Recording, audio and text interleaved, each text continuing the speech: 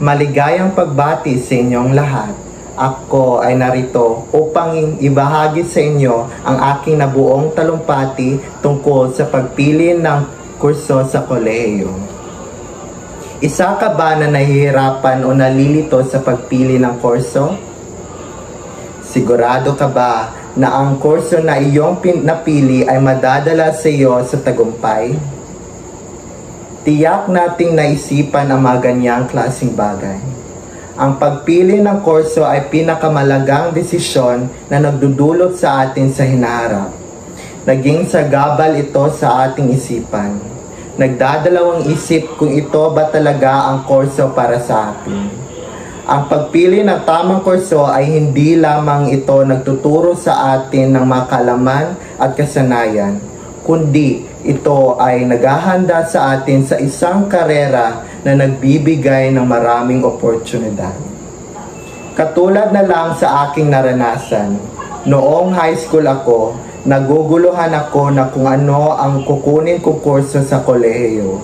Ang dalawang kurso na aking pinagpipilian, ito ay ang pamamahala ng hospitality at ang kursong edukasyon. Ang gusto ng aking mga magulang ay ang pagiging guro. Hindi ko man maramdaman na gusto o pumili ng kursong edukasyon. Nang tumutong ako ng kolehiyo at nakapili na ako ng kursong aking pag-aralan, naramdaman ko na ang kursong pamamahala ng hospitality ay may tamang landas para sa akin. Isa sa nagudyok sa akin na piliin ang kursong ito dahil ako ay may karanasan sa pagtatrabaho sa negosyo ng pagkain at inumin. Marami akong gustong matuklasan tungkol sa pamamahala at ano ang meron sa larangan sa hospitality o mabuting pakikitungo. Sa pagluluto, pagsasanay sa trabaho, serbisyo sa customer at iba pa na pwede kong maranasan, hindi ito madali para sa akin dahil kailangan ito ng sipag at tiyaga.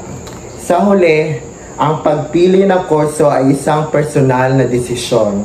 Kailanman na hindi mo ito masisisihan balang araw. Kaya, ang pag-iisip ng mabuti sa pagpili ng kurso tulad ng magtanong sa nakakaalam at magsasalaksik ng mga bagay na nakaka-interes sa atin. Ang pinakamalaga sa lahat ay piliin natin ang kurso na nagbibigay sa atin ng inspirasyon at kasiyahan. Dahil ito ang susi sa ating tagumpay at makamit ang magandang buhay. Yun lang po at maraming salamat.